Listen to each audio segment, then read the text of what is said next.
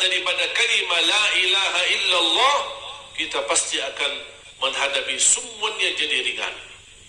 Ujian menjadi ringan, bala menjadi ringan, musibah menjadi ringan. Apapun kita melaksanakan dan menghadapi dalam kehidupan kita sehari-hari menjadi ringan. Bahkan ibadah yang kita melaksanakan yang menjadi sangat. Bismillahirrahmanirrahim. Assalamualaikum warahmatullahi wabarakatuh. Alhamdulillahirabbil alamin. Allahumma shalli ala sayyidina Muhammad wa ala ali sayyidina Muhammad. Sahabat, teman-teman yang beriman yang insyaallah dirahmati oleh Allah Subhanahu wa taala. Pada kesempatan yang sangat mulia ini, mari sama-sama kita dengarkan, kita simak, kita ikuti ilmu yang akan disampaikan oleh guru kita almarhum Syekh Ali Jabir tentang kedahsyatan kalimat la ilaha illallah. Untuk lebih jelasnya, untuk lebih detailnya, mari sama-sama kita simak tayangan berikut. Kita menjadi orang yang mulia di sisi Allah Subhanahu wa taala, apalagi kita orang yang selalu bertaubat. Apapun dosa kita sebagai umat Nabi Muhammad sallallahu alaihi wasallam, Allah masih memberikan kesempatan. Selama belum meninggal dicabut nyawanya, masih diberikan kesempatan untuk memohon ampun kepada Allah Subhanahu wa taala. Walaupun dosanya dosa besar, walaupun dosanya berkali-kali riba, berkali-kali zina, berkali-kali minum khamar, berkali perbuatan syirik, selama mau bertaubat dan kembali memohon kepada Allah Subhanahu wa taala, pasti diampuni Allah Subhanahu wa taala. Masyaallah. Inna Allah la yaghfiru an yushraka bihi wa yaghfiru ma duna dhalik. Allah tidak akan mengampuni orang-orang yang berbuat syirik. Tapi ayat ini kalau diikatkan dengan ayat yang banyak yang lain, ada syarat kalau taubat belum mati dalam keadaan syirik. Tapi kalau belum taubat dan mati dalam kepercayaannya kepada syirik, kepercayaannya kepada dukun, kepercayaannya kepada ramal, itulah yang na'udzubillah meninggal dunia dalam keadaan tidak beriman. Na'udzubillah. Oleh karena itu jamaah sekalian, perlu kita menjaga kalimat la ilaha illallah. Jangan kita termasuk orang yang mudah dan bahkan berbanyak mengucapkan kalimat ini, tapi kita tidak menjaga hak-hak kalimat la ilaha illallah. Kunci pintu surga la ilaha illallah. Kunci pintu surga la ilaha illallah. Berarti yang mau masuk surga tanpa kalimat la ilaha illallah susah. Dan setiap kunci ada gigi. Kira-kira bapak ibu yang bawa kunci, coba lihat, ada enggak kunci tanpa gigi? Ada enggak? Kunci motor ada giginya enggak? Ada. Kunci rumah ada giginya? Kunci mobil ada giginya? Kunci lemari ada giginya? Ada enggak kunci tanpa gigi? Bisa enggak buka? Kalau ada orang bawa kunci rumah tapi tidak ada giginya, bisa enggak buka pintu rumah? Terus apa kaitan kunci surga dengan giginya? Kunci surga adalah la ilaha illallah, dan gigi-gigi kunci adalah haknya la ilaha illallah. Di antaranya kewajiban kita ikhlas menjaga kalimat la ilaha illallah, mengucapkan kalimat la ilaha illallah. Man qala la ilaha illallah khalisan min qalbi dakhala al-jannah. Barang siapa yang mengucapkan kalimat ini la ilaha illallah dengan ikhlas, tulus hati, dijamin menjadi ahli surga.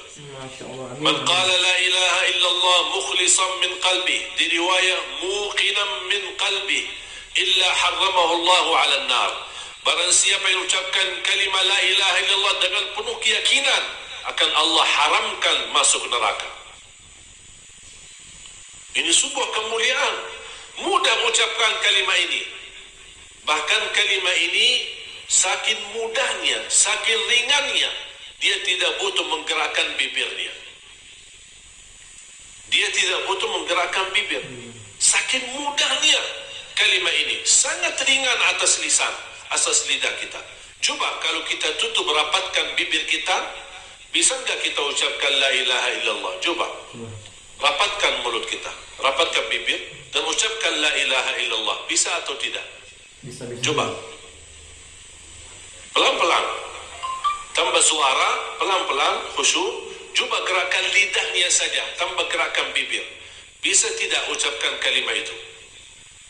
Sangat bisa. Beda sama kata subhanallah, gerakan bibirnya. Alhamdulillah, Allahu Akbar, wala haula wala quwata illa billah.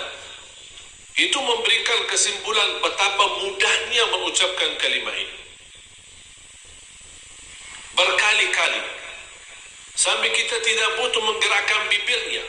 Artinya saat kita mengucapkan, karena tidak ada gerakan bibir, berarti orang yang ada di samping kita, dia tidak tahu apa yang kita ucapkan. Itu menjadi pelajaran begitu murninya ikhlas mengucapkan kalimat la ilaha illallah. Saking ikhlasnya tersembunyi dalam mulut kita, sampai orang tidak bisa melihat gerakan mulut kita. Saking ikhlasnya kalimat ini. Dan itu inti daripada bagaimana kita bisa menjaga ikhlas. Bagaimana kita bisa menjadi orang yang betul-betul lillahi ta'ala. Dan kita selalu iqrar ketika membaca dalam iftitah kita. Inna salati wa nusuki wa mahyaya wa mamati. Terus lillahi rabbil alamin. Ada lagi tambahan? Ada. Lanjut. Apa kelanjutannya? La syarikalah. Tidak boleh lillah, tapi masih ada peruntukan kepada Allah subhanahu wa ta'ala. Masih ada yang dipercaya selain Allah subhanahu wa ta'ala. La syarika lahu wa bidzalika umirtu wa ana minal muslimin. Bagaimana kita bisa menjadi orang yang muslim yang sesungguhnya? Ketika kita memahami makna daripada kalimat la ilaha illallah, kita pasti akan menghadapi semuanya jadi ringan. Ujian menjadi ringan, bala menjadi ringan, musibah menjadi ringan. Apapun kita melaksanakan dan menghadapi dalam kehidupan kita sehari-hari menjadi ringan. Bahkan ibadah yang kita melaksanakannya menjadi sangat mudah, karena kita sudah selalu mendapankan la ilaha illallah. Para nabi dan rasul diutus oleh Allah untuk kalimat ini. Saking mulianya, Allah ingin memahamkan, Allah ingin memberikan pemahaman tentang kalimat ini. Kita tidak bisa kontak langsung sama Allah, kita tidak bisa berhubungan langsung sama Allah. Kalau Allah turunkan malaikat, Allah bisa turunkan malaikat menyampaikan kepada kita la ilaha illallah. Tapi malaikat menghadapi manusia bisa juga tidak cocok, belum tentu bisa nyambung. Makanya Allah utuskan manusia adalah para nabi dan rasul yang Allah pilih dari tengah manusia menjadi orang yang suci, supaya sama-sama manusia memiliki kelebihan di sisi Allah. Mereka utus untuk apa? Untuk menyampaikan kepada manusia, keluarlah dari jalan kegelapan menuju kepada jalan yang cahaya terang menerang. Semuanya dakwahnya nabi dan rasul, bawaannya Nabi dan Rasul, dan keturunan Nabi dan Rasul semuanya bawa la ilaha illallah. Allah wujudkan surga dan neraka demi kalimat ini. Yang mampu menjaga kalimat ini, menyempurnakan hak kalimat ini, patuh dan taat kepada kalimat ini, dia akan dibawakan ke surga. Amin. Orang yang mengingkari kalimat ini, bertentangan dengan kalimat ini, melupakan kalimat ini, mengabaikan dan lalai dari kalimat ini, tempatnya di neraka. Tinggal kita milih.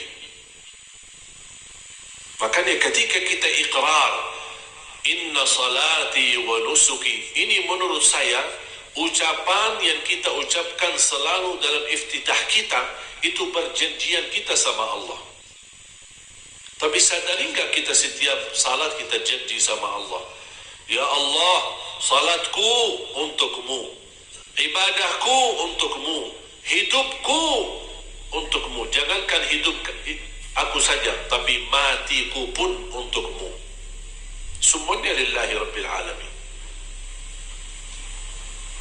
Dan kita meyakinkan dengan kata iftitah itu, setiap kita membaca Al-Fatihah, iyyaka na'budu wa iyyaka nasta'in, hanya kepadamu, coba didahulukan iyyaka.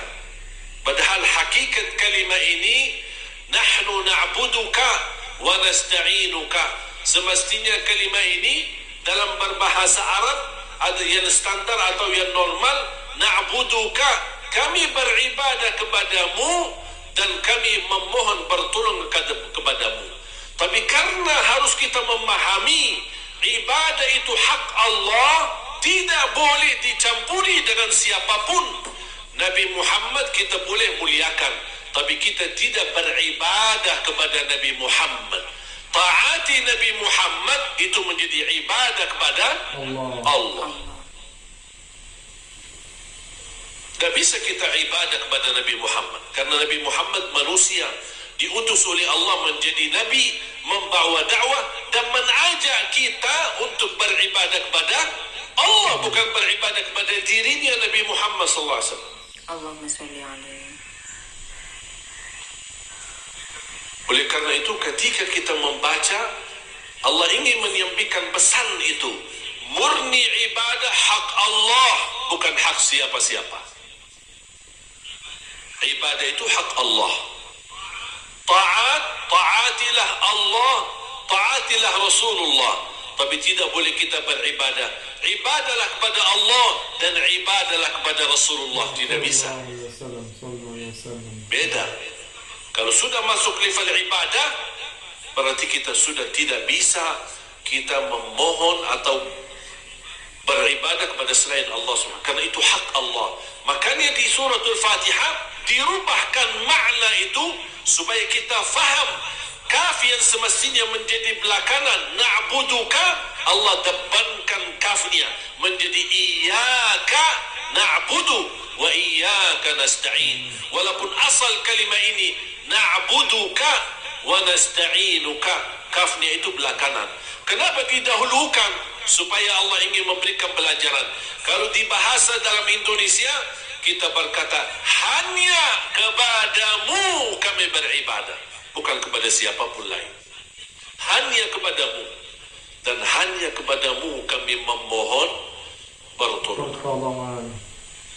Oleh karena itu ulama ketika kita memahami kalimat iyyaka na'budu wa iyyaka nasta'in, ulama menjelaskan semua rahasia dalam suratul Fatihah ada di firman ayat Allah Subhanahu wa taala iyyaka na'budu wa iyyaka nasta'in. Barang siapa yang memahami iyyaka na'budu wa iyyaka nasta'in, dia akan faham apa hakikat hidupnya di dunia. Kenapa kita hidup di dunia? Kenapa kita ada di dunia? Kenapa kita diciptakan? Kenapa kita didatangi para nabi dan rasul, diutus oleh Allah SWT? Kita umat Nabi Muhammad tidak berkesempatan bertemu Nabi Muhammad, tapi ada ulama pewaris Nabi Muhammad yang menyampaikan dakwahnya, yang menyampaikan ilmunya Nabi Muhammad, yang menyampaikan amalan Nabi Muhammad sallallahu alaihi wasallam, yang menyampaikan bagaimana perjuangan Nabi Muhammad. Kalau tidak ada ulama, bagaimana kita bisa faham agama? Makanya Nabi Muhammad SAW tidak mewariskan nubuwah, tidak mewariskan utusan Nabi kepada anaknya atau keturunannya. Karena dia Nabi yang terakhir, maka tidak ada lagi. Tapi bagaimana ya Rasulullah kami bisa belajar agamamu? Ulama, kata Rasulullah. Wal ulama'u warasatul anbiya. Ulama adalah para pewaris Nabi. Oleh karena itu kita butuh ulama. Kalau semuanya tidak mau belajar agama, ulama tidak bisa kekal. Ulama tidak hidup selama-lamanya. Ulama juga punya masa, punya umur. Makanya kita harus menjadi wajib. Bahkan kita sudah belajar talabul ilmi faridatun ala kulli muslim. Kalau dalam hadis faridatun ala kulli muslim. Kalau dalam kaidah talabul ilmi faridatun ala kulli muslimin wa muslimah. Bukan hanya sebatas wajib, lebih tinggi daripada wajib untuk belajar ilmu. Talabul ilmi faridah, fardu atas setiap muslim dan muslimah. Kenapa fardu? Karena kita tidak mungkin bisa beribadah kepada Allah tanpa ilmu. Bagaimana kita bisa mengenal la ilaha illallah kalau tidak ada ulama yang menyampaikan? Bagaimana kita bisa merasakan makna yang hakiki daripada kalimat la ilaha illallah?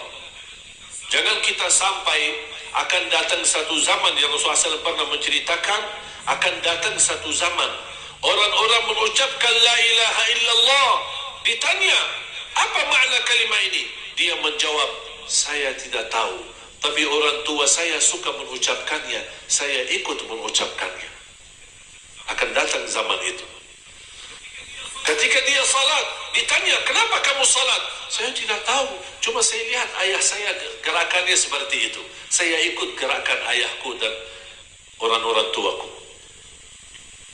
Itu kata Rasulullah, akan datang satu zaman, saking sudah kehilangan ilmu, orang tidak tahu apa-apa. Na'udzubillah min dzalik. Makanya wajib, kalau tidak mampu kita mendorong semua anak-anak kita menjadi orang yang pandai memahami agama, minimal ada satu dari anak kita, supaya setiap rumah di tengah masyarakat Indonesia kita, setiap rumah mampu melahirkan penghafal Al-Quran dan ulama yang bisa menjaga generasi-generasi berikutnya. Amin, amin, amin, amin. Saya harap kalau kita besok sebagai orang tua meninggal dunia, kita meninggal dunia dalam keadaan husnul khatimah. Amin, amin, amin. Tidak merasa gelisah, tidak merasa takut, karena kita sudah tahu dan kita bersama-sama mewujudkan cita-cita. Setiap rumah melahirkan penghafal Al-Quran, setiap rumah melahirkan kadar ulama, setiap rumah melahirkan kadar da'i yang bisa menyampaikan dakwah kepada umat. Begitu kita dipanggil oleh Allah, insya-Allah, ya ayyatuhan nafsul mutmainnah, irji'i ila rabbiki radiyatan mardiyah. Tenang, jiwa, meninggal dalam keadaan tumanina, ketenangan dari Allah Subhanahu wa taala. Tidak ada rasa kesedihan dan tidak ada rasa ketakutan. Tidak ada rasa kesedihan ketika kita tinggalkan keturunan kita. Kenapa tidak sedih? Padahal biasanya orang sedih kalau orang meninggal dunia, meninggalkan keluarganya, meninggalkan keturunannya. Tapi orang mukmin tidak pernah sedih karena dia meninggalkan anak salih dan salihah. Dia tidak merasa sedih dan tidak pernah merasa takut apa yang akan dia hadapi di kemudian hari. Sesudah meninggal dunia, dia akan hadapi mungkar nakir, dia akan hadapi hayatul barzakh di kubur, dia akan hadapi bangkitan hari kiamat, dia akan hadapi hisab, dia akan hadapi jalan di atas sirat, dia hadapi dia jalan di atas neraka Jahannam. Bisa jadi menjadi salah satu orang yang jatuh dalam neraka Jahannam. Dia tidak ada rasa takut. Kenapa tidak takut?